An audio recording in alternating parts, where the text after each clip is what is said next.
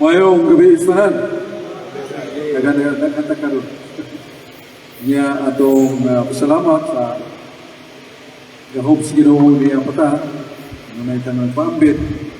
Niya ako sa congratulation nila ni Subsua, makauban. Kaya doon na sila permanent Bible study sa Cordoba. Sabuhin ko to si Adi Sitoy, mag-imbitar nito. Kaya taga Cordoba mo ko siya. O niya, Ako Mr. Brad, sa loob. Adi Sitoy, ito Mr. oh, matay na doon. Tenta. Oh, ito nga din. Yeah, salamat ko nga atong mga speakers. Sila si Brad Crispin, sila si Neil, si Jeff Rebeliosa. Yan ako makita ang klaro ng iban.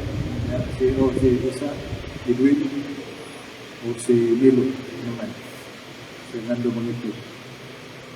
Kaninang buntag, sulti ko sa editor sa Suranon, Padre Pipito, Philip Pipito niya ang Pipito.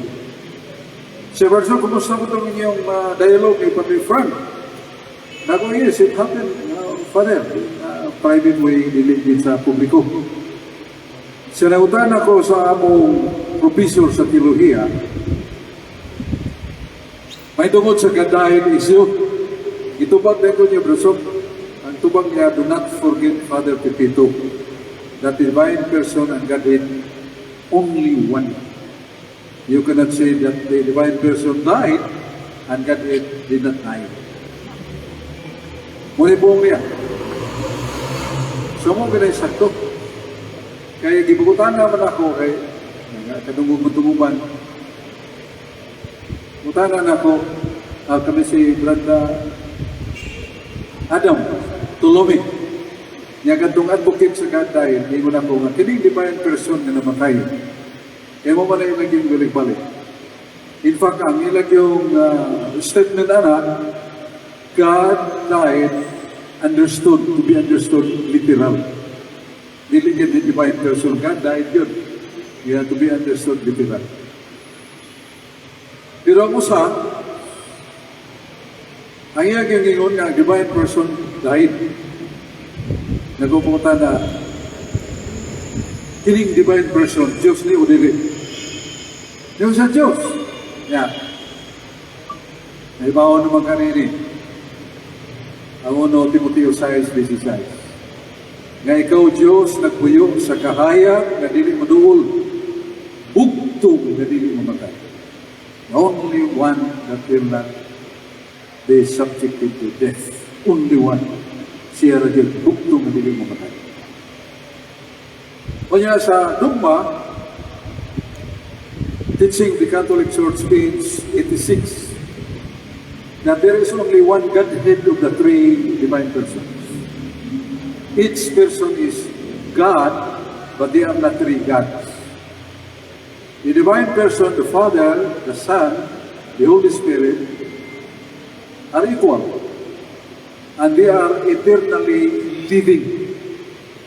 Nagurato namin sa iyon, na usaran ni kapag Diyos ang Amahan, Anak, o Espiritu Santo. Kada usaran nila Diyos, pero dili sila tulog ka Diyos. Yakining Amahan, Anak, o Espiritu Santo,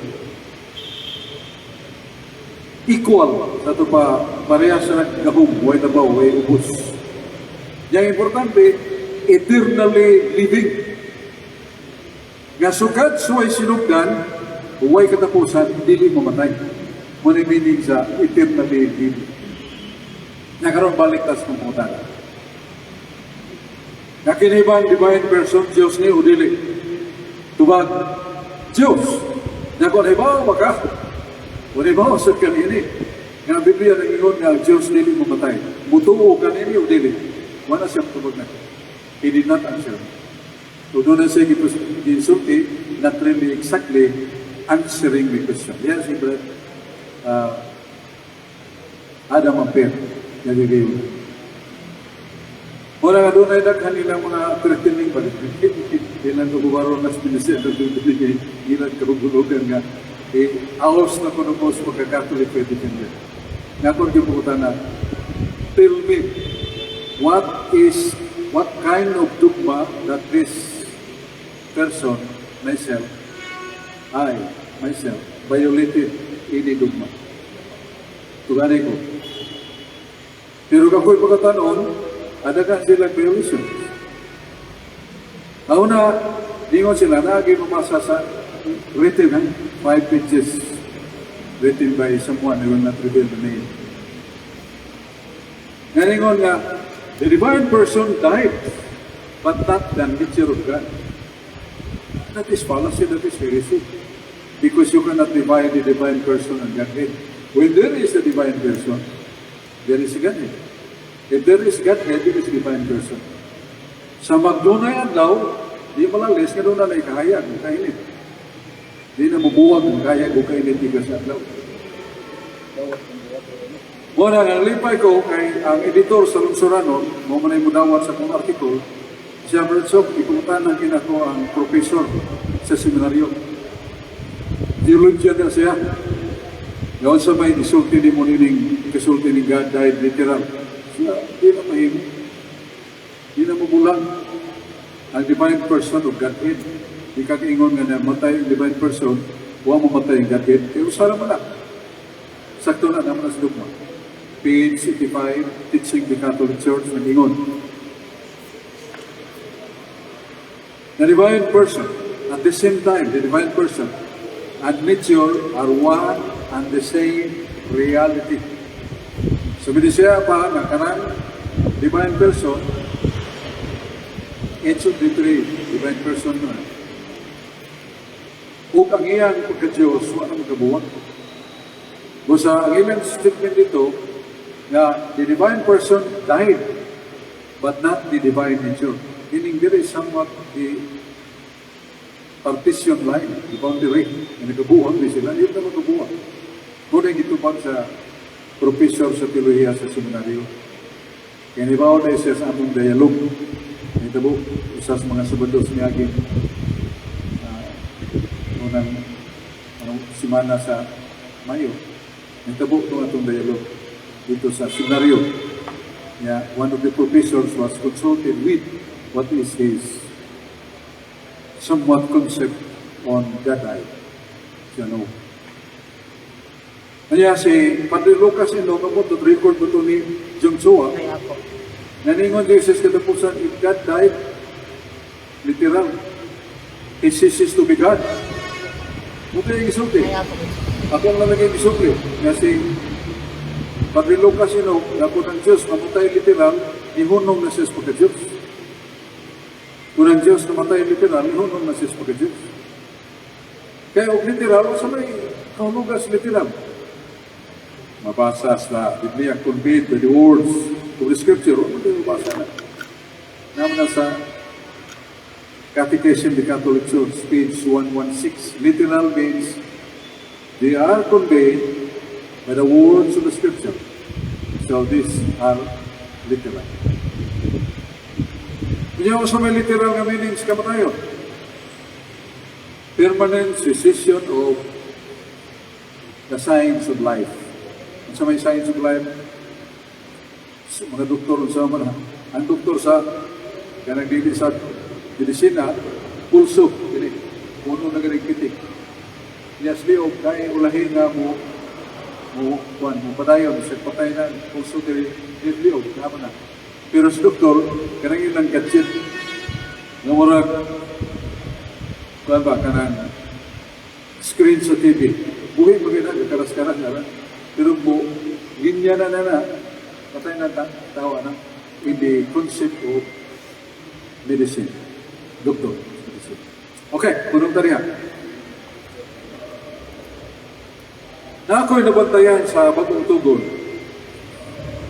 nga lisod sakto.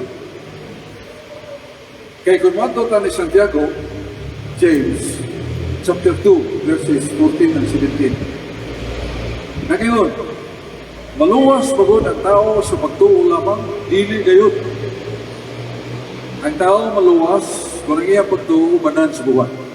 So nakita na ito, faith and action go together. That man becomes saved, luwas. sa muna. Pero na may nituo lang na niya ang pagkamataro. Asa mabasa? Roma 5:4. Doon ay usa ka tao na way buhat. Nagtuo, way buhat. Pag nagtuo, nakaangkol siya sa pagkamataro. So na tao na way buhat, nagtuo lang, nakaangkol siya sa pagkamataro. So kita nimo nga doon ay klaro nga pagsumpaki ay sa gisulti ni San Tiago. Hindi maluwas ang pagtuulan, panan Diyos buhat. Lain nga teksto na mupupuro ining tuulan, way buhat, ang Efeso 2:8. Diyo San Pablo, naluwas kamo tungod sa grasya, tungod sa inyong pagtuo, dili sa buhat. Kita na to. Nga ang tao maluwas pinagis pagtuo, way buhat. So yun ako nga, dahil seemingly contradiction ang teolohiya ni Santiago o ang teolohiya ni San Pablo. Kaya si Santiago, gikarong